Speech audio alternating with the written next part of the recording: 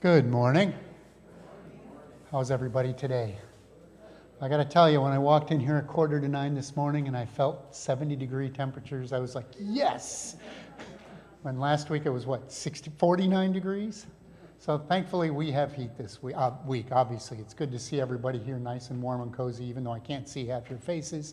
But I guess the mandate has been extended to February 10th. So we'll be holding off on coffee hour till after that date. And we'll see what happens then. That's the one announcement I have. Who else has an announcement or anything they'd like to share? Michelle.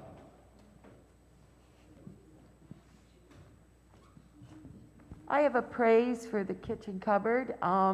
Last week, we were notified by Serendipity Catering in Ithaca that they had received a grant it's a restaurant resiliency grant, which is basically to help get restaurants back on their feet, but at the same time to serve the community and those in need.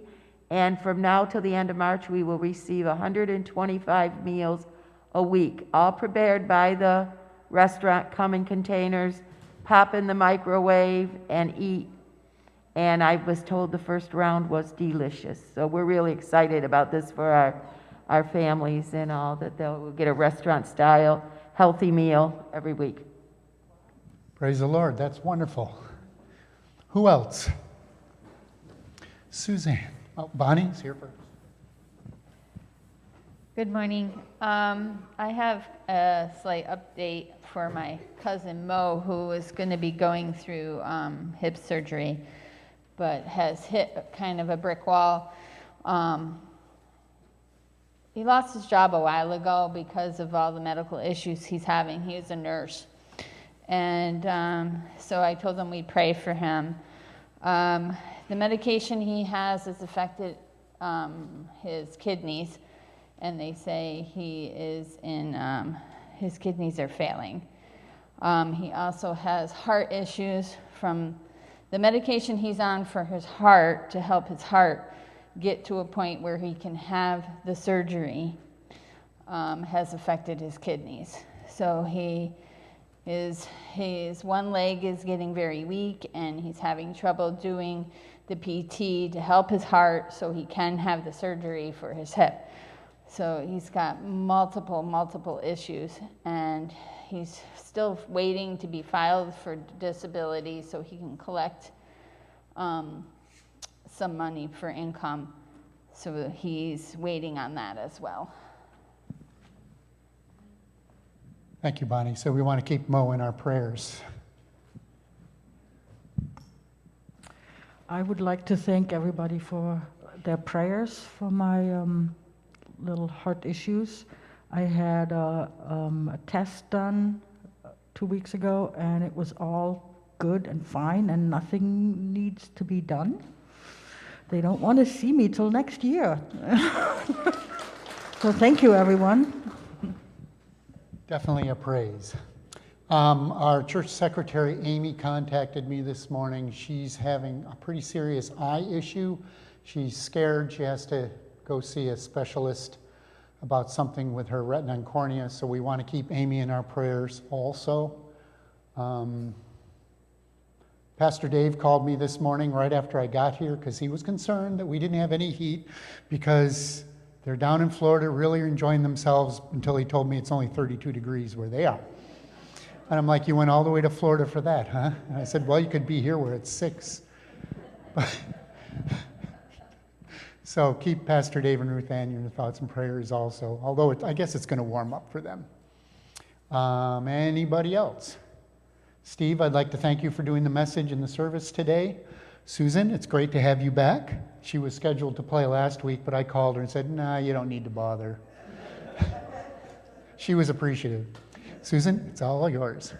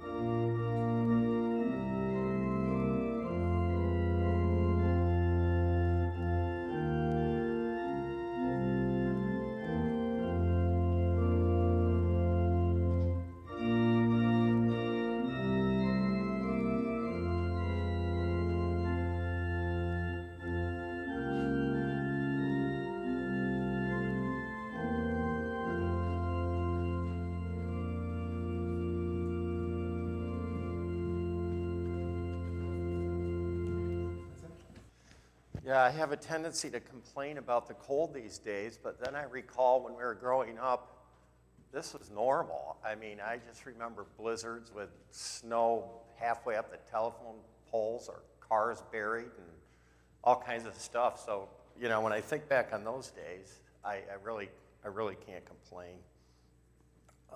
I even remember delivering papers down West Avenue when it looked like a canyon. And you had to crawl over them to get to the houses. So today for our call to worship, I wanted to go into the Psalms. I really like the Psalms because they're pretty raw and they're pretty real if you delve into them. David's worship was really from the gut. I mean, he was in all kinds of scrapes and problems and, you know, running from bad guys and then, you know, wars and conflicts. And his worship and his praise of God is evident, you know, throughout that it comes out of his trials and tribulations. So I find them pretty inspiring. So today, our call to worship, if you want to join me in your Bibles, I'm just going to read through Psalm 33, which is praising the Lord's power and his providence, which kind of ties into our theme today of prayer. So I'm just going to read through it. If you want to follow along, you may. Otherwise, just enjoy listening. Exalt you, just, in the Lord. Praise from the upright is fitting. Give thanks to the Lord on the harp with the 10-stringed lyre. Chant his praises. Sing to him a new song. Pluck the strings skillfully with shouts of gladness. For upright is the word of the Lord, and all of his works are trustworthy. He loves justice and right. Of the kindness of the Lord, the earth is full. By the word of the Lord, the heavens were made. By the breath of his mouth, all their host. He gathers the waters of the sea as in a flask. In cellars he confines the deep. Let all of the earth fear the Lord. Let all who dwell in the world revere him. For he spoke, and it was made. He commanded, and it stood forth. The Lord brings to naught the plans of nations. He foils the designs of peoples. But the plan of the Lord stands forever, the design of his heart through all generations. Happy the nation whose God is the Lord, the people he has chosen for his own inheritance. From the heaven, the Lord looks down, and he sees all of mankind.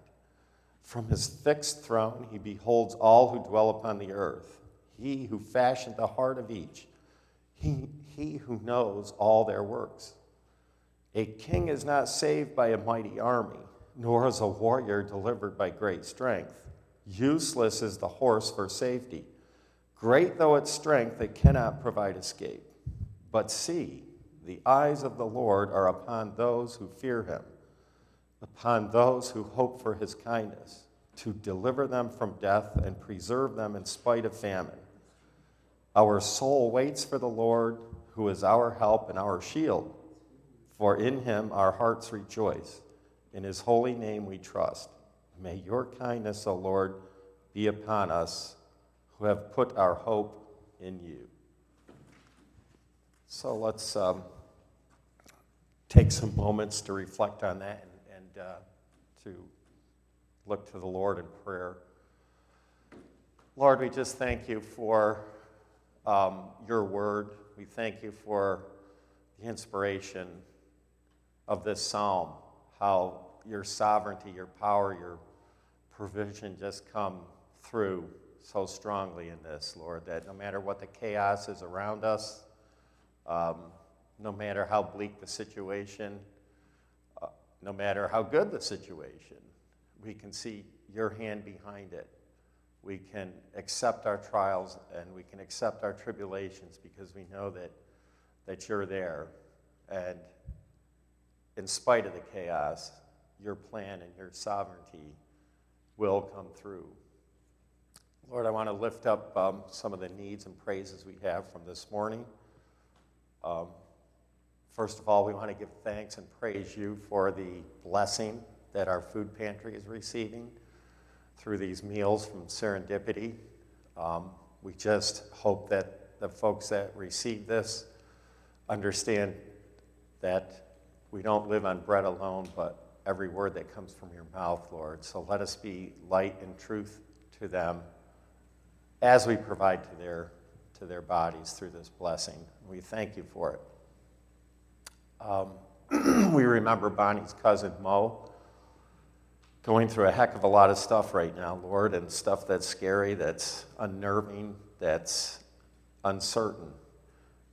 But as we read in our psalm today, you're still in control, no matter what's going on in our lives. And we pray for Mo that he can find quiet time to look to you, to calm his spirit in his fears and tribulations as he faces these challenges. We lift him up to you. We give thanks for Susanna that these tests have come out positive. We trust that you will, that you're in that process and healing, and that we just praise you, Lord, that the situation did not progress, and that it's in your hand right now, and we thank you for that healing. I pray for Amy, for her eye issue, Lord, that I know myself from going through eye surgeries. It's very scary, very frightening. I lift her up to you. I just pray that she would be trusting in you through this time. I pray for the procedure, whatever it is she needs, that your hand will be there as well, and healing will find its way to her eye, Lord, or eyes, in whatever way needs to be, Lord. We remember Pastor Dave and family down there in warm 32-degree Florida, and we hope, regardless of the weather, that he finds refreshment and rest with his family down there, and just keep him safe in his going and coming, and eventually his return trip back up here. So we lift up all these things to you, Lord, and we trust you. And I also ask that you would give us special enlightenment as we delve deeper into this very subject of prayer and today's word. In Jesus' name I pray. So, at this time, I guess the children can head back to children in worship.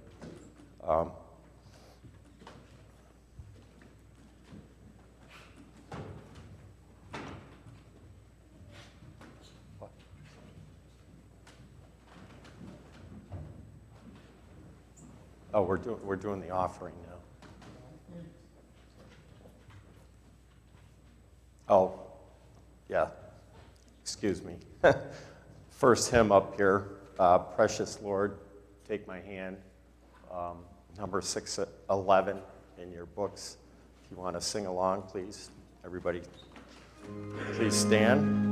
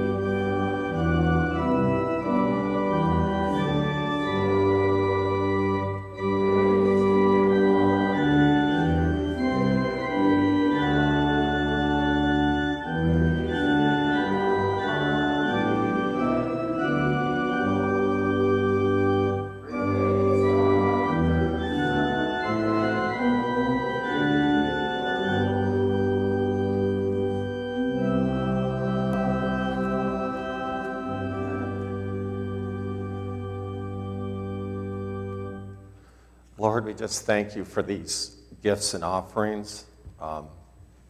We ask for your wisdom and how we use them and how we are blessed by them. We thank you for the hands and the hearts behind them and the giving spirits, Lord, that bring them forth. We just lift them up to you and give them back to you. In Jesus' name we pray. Amen. You may be seated. Okay. So today we didn't pray the Our Father, as you may have noticed, because that's our scripture for today. I'm looking at the version in Matthew chapter 6, verses 9 through 13. So if you want to turn there, I'm going to read it before we dig into it. So this is how you are to pray. That's what the Lord said. Our Father in heaven, hallowed be your name. Your kingdom come, your will be done, on earth as it is in heaven. Give us today our daily bread, and forgive us the wrongs that we have done, as we forgive those who wrong us. Subject us not to the trial, but deliver us from the evil one. Pretty powerful words, pretty brief. Abraham Lincoln is often held up as a great orator because of the Gettysburg Address, which was pretty short as speeches go. But this one here, this has so much truth packed into so few words. To me, it blows away even things like the Gettysburg Address. It's powerful. It's, I don't know, sort of like coffee beans. You grind them up and you get this explosion of flavor.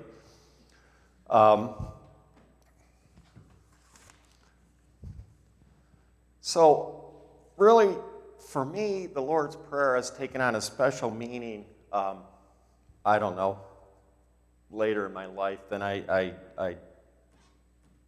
see more in it today than I did 20, 30 years ago.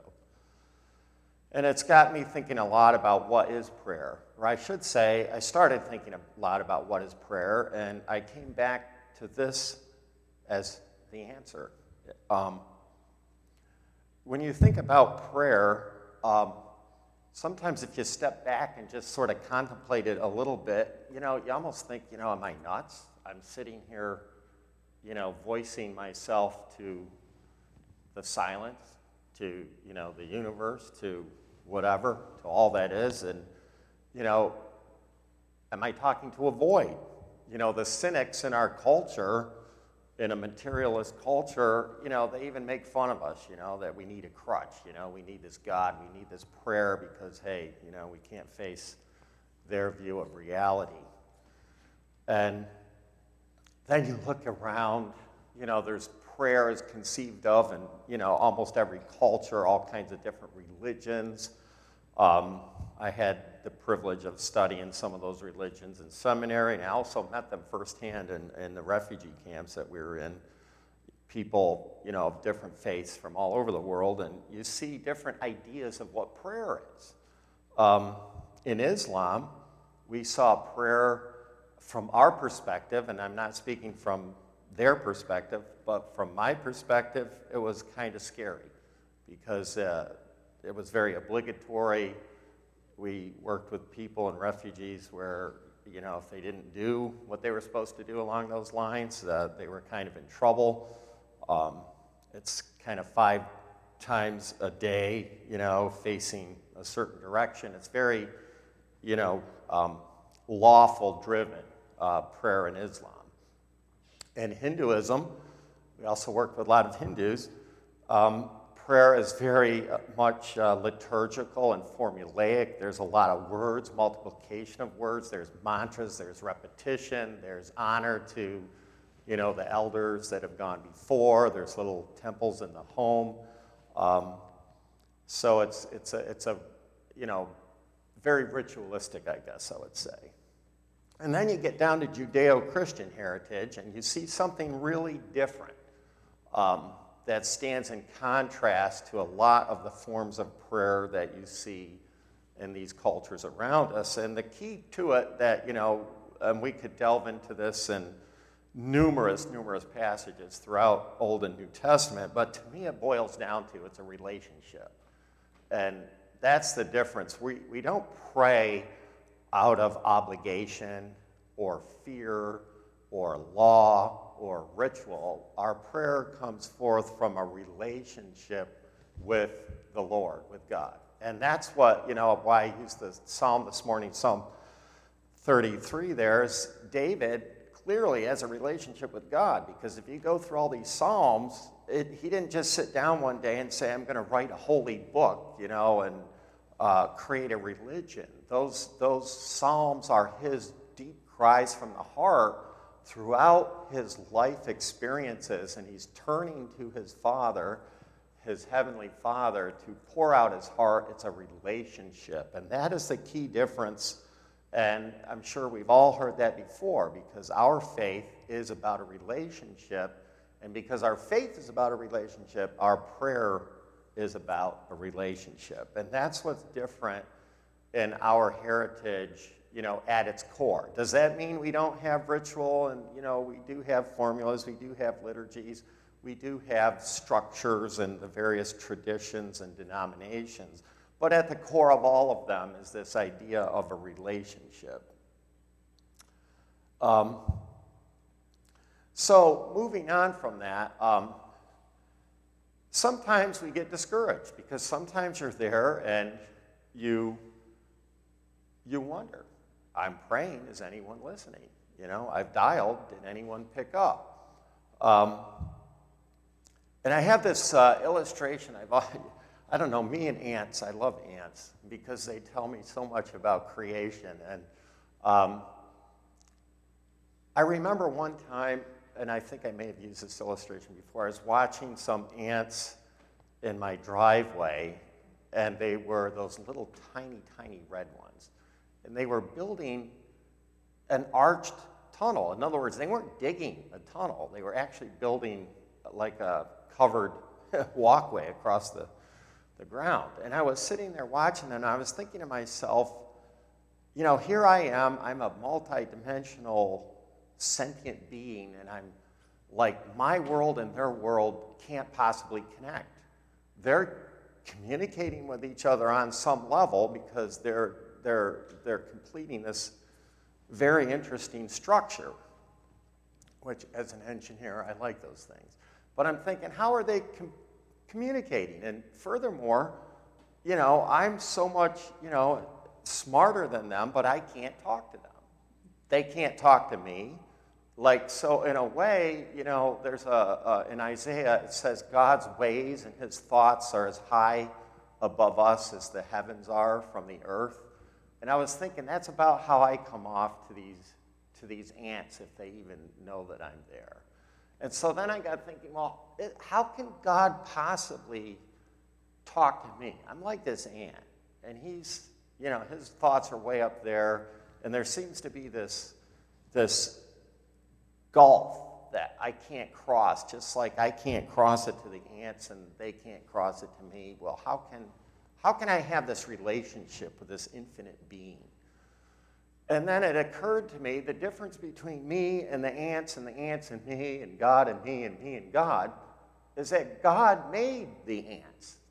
God made me. So he has powers of creation in my sentient being and in his that aren't present in this dilemma with the ants. In other words, because God made us, he knows every single stitch of our being, every cell, fiber of who we are. So can he communicate? I can't communicate to the ants. I didn't make the ants. But God made the ants, and God can communicate to ants as much as he can communicate to me. And that's the kind of God we have. It's way higher, but there is a connection. It isn't a gulf that's unbridgeable, like between me and these ants. With God, that connection is most definitely there. So, then the other thing, so the next question is, all right, maybe we cross that thing and, we do, we settle down and we connect with the Lord through faith, but then we get stumped sometimes. We don't know what to say. How do I address the God of the universe? How do I, what can I expect from him or him from me? I think of Nehemiah when he went to rebuild Jerusalem. He had to approach a king. He's a cupbearer. He wanted certain supports to go rebuild his city, but he had to approach a king, someone with power, to kill him. Would it be seen as insolent if he, or, disrespectful if he approached that king and asked for certain things? Would the king receive him, reject him, be frustrated, be angry? What did Nehemiah know about that? So what do we know about approaching the king of the universe? Sometimes we might feel daunted about what we're going to say. Then we wonder, okay, I have the courage to approach the king of the universe. Then you wonder, well, is he listening to me? I mean, he's got a universe to run. I mean, the bounds of which, physics tells us we don't really even know the bounds of the universe. And God made all of that, and he's got a universe to run. So am I being heard? That may come into our mind. Then, okay, I ask God, then I wonder, are my longings, are my hopes, my desires, are they going to be met? Is this God of the universe going to respond? Like Nehemiah when he went to Cyrus. Was the king going to respond? Was he going to grant his needs to rebuild Jerusalem? So sometimes in all of these thoughts, I personally get roadblocked. I might, just get to a point where any one of those things stops me in my tracks and my prayer life suddenly stagnates because any number of these things might leave me, on the sideline. I don't know if anybody else has ever experienced that. So that's where, as the challenges of life start to build up, and things aren't so easy, and problems come in, some of these issues get tougher. You wonder when you're facing that surgery or that loss or that problem or whatever it is, you may have these questions. So what I realized somewhere in there, and I can't put my finger on when or where, the Lord's Prayer suddenly took this huge place in my life because I've gotten to a place where I just don't know how to pray. And then this prayer has become sort of my go-to place. Basically, it's almost like I hit the reset button. So when I go to the Lord's Prayer and I contemplate my way through this prayer, it actually resets my spirit, my heart, my attitude, and my orientation to the Lord and to what it means to have a relationship in prayer with Him. And I think, I don't know, one of the most powerful statements is verse 9, when Jesus says, "This is how you are to pray." So that's not nice advice coming from a preacher, a teacher, or a worldly person. That's from the God of the universe. This is how you are to pray. The God of the universe is high above those ants, so high above us. He's telling us, this is how you pray. Like, I don't know, suddenly that takes the wind out of my sails. It resets my whole mind because he's giving me permission to engage with him, the Lord, the God of all that is. it comforts me, and it basically takes me to a place where all of my human thinking is wiped away, and I can just trust, which for me and many of us, naked trust is something that's not easy to do. But these words takes the pressure off me. It's not really about me or what, I have to think or formulate or say or do. It's trusting because these are the Lord's words. So that just brings me down to a quiet place where I can be still and know He's God and come at it relationally. So now I want to dig down into the structure of this prayer that the Lord has given us and look at some of the overall structure of it and then kind of go through the verses a little bit and think about what they're telling us. So an interesting model of looking at this that came to me through a class that Suzanne and I are teaching called Healing Journeys that some of you are aware of.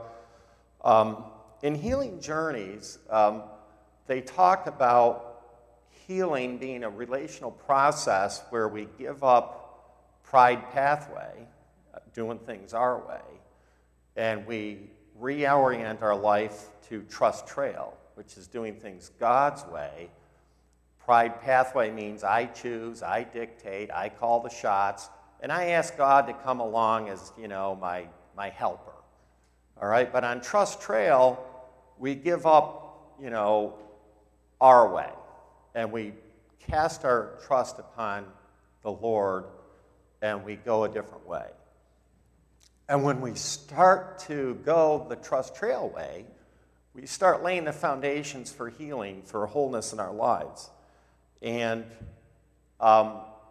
they talk about this healing and this wholeness coming through, in Healing Journeys, they call it the 3 Ps, that God, we give up being our own power, and we trust God to be our power. We give up trying to be our complete, exclusive provider, and we start trusting God to provide. In our pride, we think we can protect ourselves from certain things, and we go to great lengths to maybe preserve ourselves. But on Trust Trail, we look to God to become our protector. And through this transformation of power, provision, and protection from ourself, our ego, and our own thinking, and transferring that over to God, we find healing, we find restoration. And we learn how to see those things in the daily choices we make. So it was interesting to me. I want to illustrate, I guess, backing up a bit, a little bit about what I mean by power, provider, and protector. Because we do know that life is a balance. God doesn't do everything for us. He doesn't tie our shoes. He doesn't cook us breakfast. So on some level, of course, we have to have power, provision, protection in our life. So on the spiritual level, these issues play out in, I would say, bigger things. It's not the mundane things of life, but sometimes it is. Sometimes God works even in, miraculous ways that we know are Him. So I just want to illustrate a couple of ideas around these 3 Ps that sort of lay out sort of a context, I guess, and some illustrations. So in power, we had Suzanne and I, when we were in a small church in Germany, there was this guy who I heard all these stories about, who I never met. And he actually passed away before I had joined the church, but there were all these stories about him. His name was Gerhard, and he was a farmer. And there was a story told about him that was true. As a farmer, he had a farmer lane going up the side of his property on the sort of the boundary between him and the neighbor. and a tree branch had, over the years, grown out over his property, blocking his tractor lane. And the neighbor on the other side just wouldn't cooperate. He was not going to remove the tree or take care of the issue, and so for a long time it was a real problem for Gerhard. And so, he had a choice to start a feud with this guy or take matters into his own hands. But as the story goes about Gerhard, that wasn't his style. He gave it to the Lord. And so he prayed about it, and the way it went down is a bolt of lightning took the tree out. End of problem. So my point is, it's a humorous example, but sometimes we get in places in our life where we're just literally stuck, and it's something big, and we could try to take matters in our own hands and get into all kinds of trouble, or we can trust God. Provider. One of my, little issues that I have sometimes when I'm complaining to the Lord is I get frustrated. It's like as we get older, we have health issues, so I have some health issues. I have diet problems. I have these weird diet problems that are always in contradiction. So to solve one problem, I have to have this diet, but that diet hurts the other problem, and vice versa. And it's like, it literally becomes frustrating because it affects my health. And I remember one day I was out on my delivery route, and I was just having this dialogue with the Lord, and I was like, God, I'm frustrated because I have these health issues, and I don't even really know what to eat when I'm out here, because what are my options? McDonald's or gas station pizza or this or that, or bring a lunch with me. And sometimes it's frustrating. So I was literally sort of having this dialogue because it related to some bigger issues in my life. And so I stopped and I got this McDonald's burger, and I was like, I don't know if the Lord wants me to have this or not. I really shouldn't have it. I had it. I was totally disappointed with it, and I didn't feel good. And then I'm like, okay, Lord, if I'm going to eat things, I want to have some peace about this thing in my life. And so I stop at my next delivery stop, this restaurant, and the chef, and this has only ever happened to me one time, okay, and it happened this time, and I happen to be praying exactly about this, and the chef pulls me aside and he says, do you want lunch? And I said, my jaw about dropped because I was just saying, well, what kind of lunch is he going to offer me, or what, how does he know that?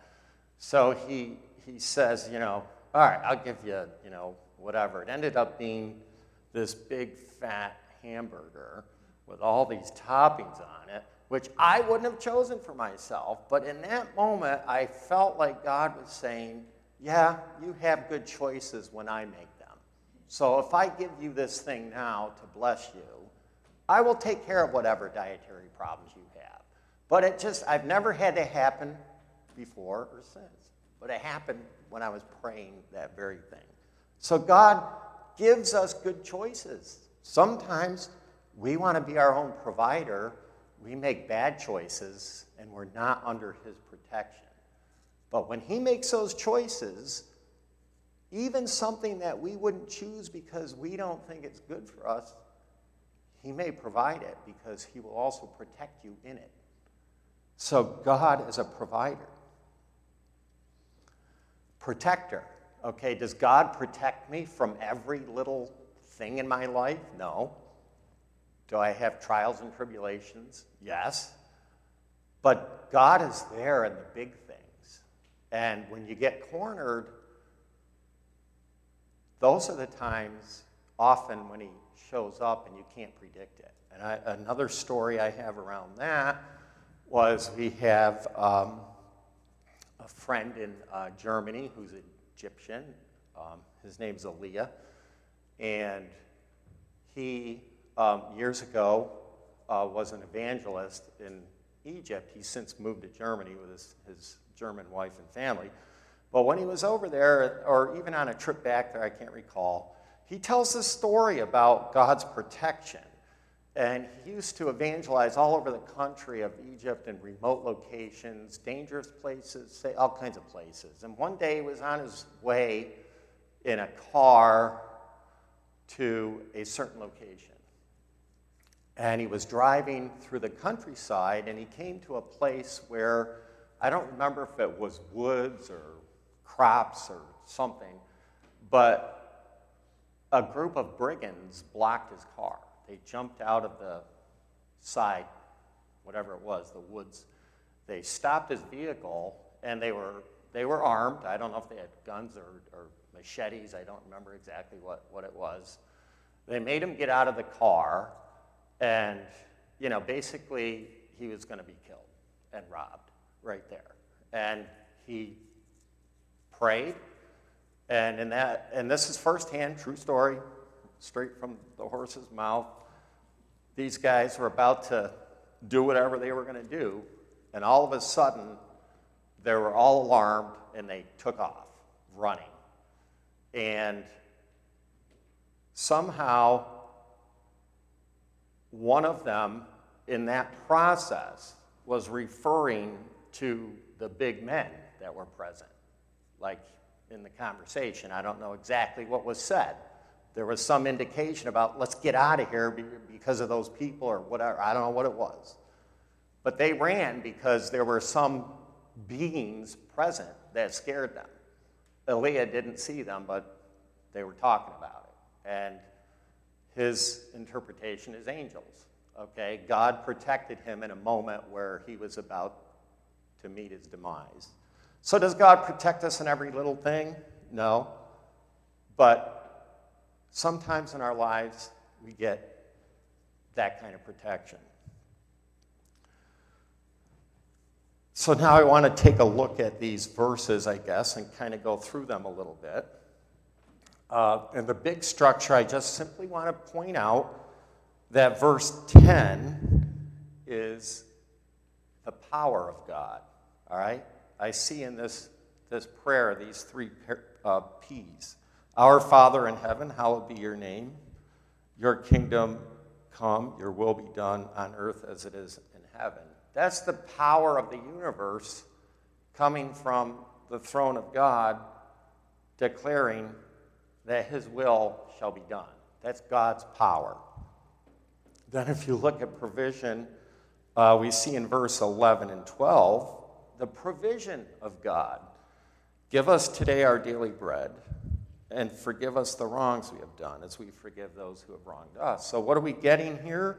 God's aware of our needs at a daily level, and more importantly, he's aware of our needs at an eternal level, because it's grace and forgiveness that is the doorway to eternity.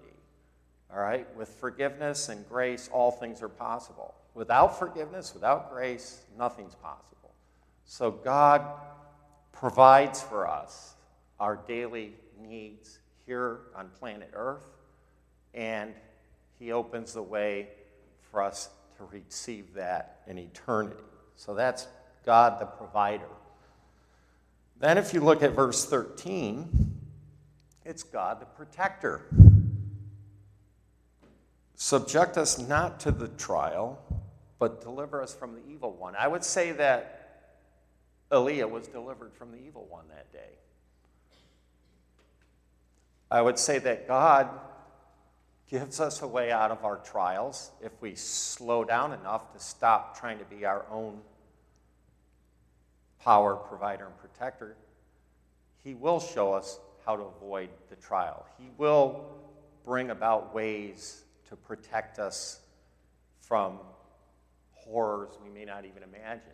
Even in our trials, as challenging as they are, what do we know would have been happening without God? How much worse would they have been? How many other things would we have encountered that by his grace we slid through? Just like he slipped through the crowds and wanted to throw him over the cliff. How many times do we slip through and we don't even really realize it, maybe until we look back? So, in the first verse there, your kingdom come on earth as it is in heaven.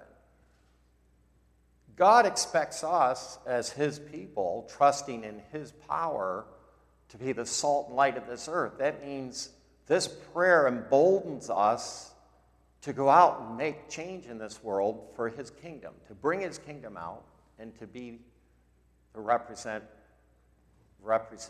or ambassador of God's kingdom, and to do so trusting his power is behind us. So as Christians, our tradition is full of earth-changing things that the church has been behind through the centuries, because we're called that his will be done on earth as in heaven, not just head in the clouds, feet on the ground. Give us today our daily bread, and forgive us our wrongs. I like the translation I have that says, forgive us our wrongs as we forgive the wrongs of others. Some translations are, forgive us our debts as we forgive our debtors, and so on and so forth. I don't care for that translation as much because it's a lot more than debt. Sometimes the word debt implies more financial things. Okay, sometimes, it could mean other things as well. But forgive us our wrongs as we forgive the wrongs of others. That pretty much covers everything. Because every time we could think of 6 things wrong with the other guy or gal, we know in our own heart all the laundry list of wrongs that we've done. So that's super important, because we're talking about this is the criteria for eternity. That's pretty humbling and grounding. That's where God is providing a way for us, but we provide that same way for others. Like, to the extent that we're providers, healers, reconcilers with others, we experience that in our lives. Subject us not to the trial. I think about that in terms of not only the dramatic things like with Aaliyah, but it's the temptations of life. It's how we spend our time.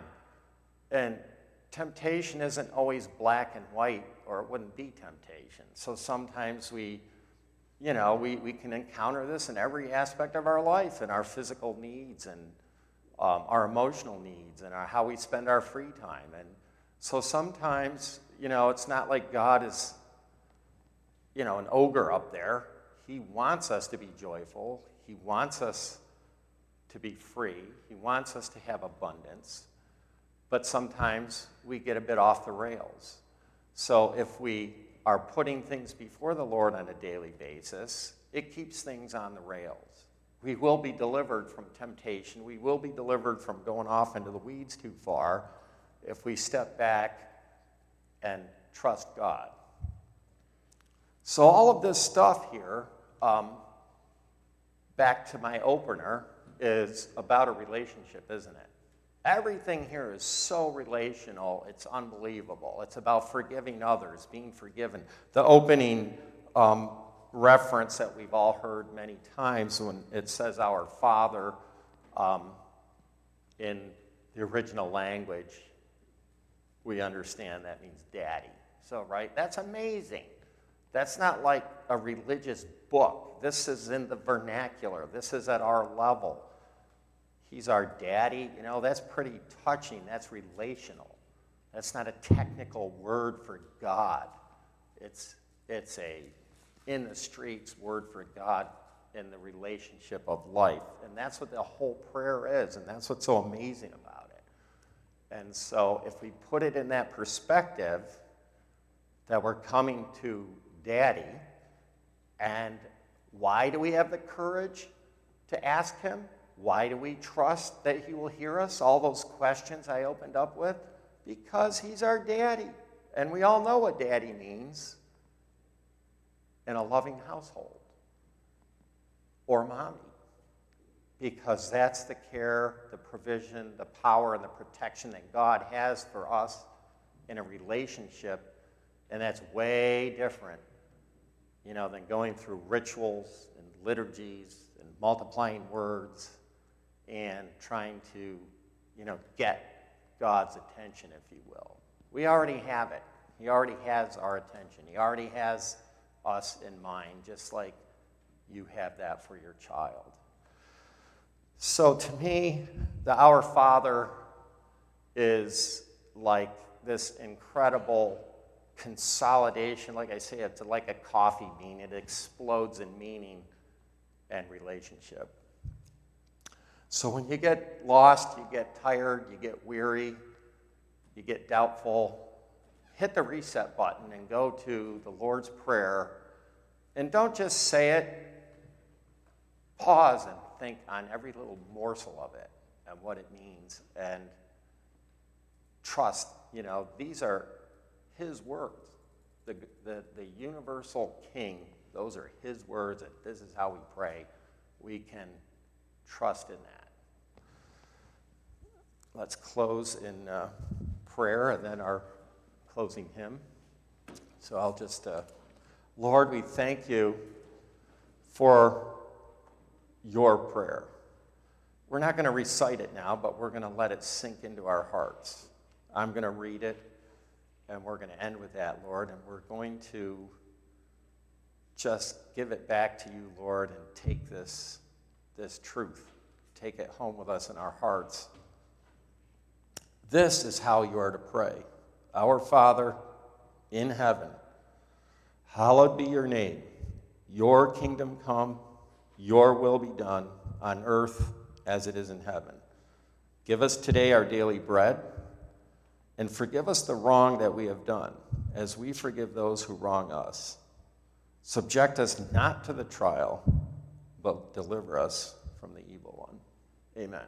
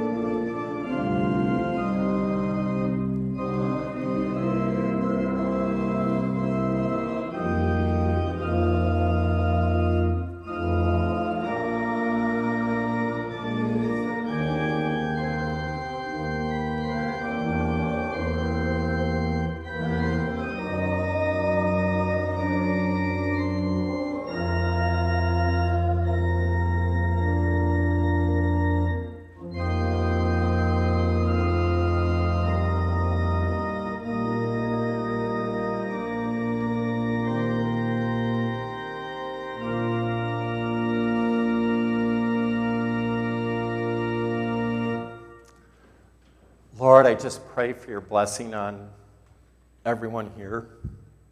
Send them off into a new week with your Spirit, Lord. Let us think of your words.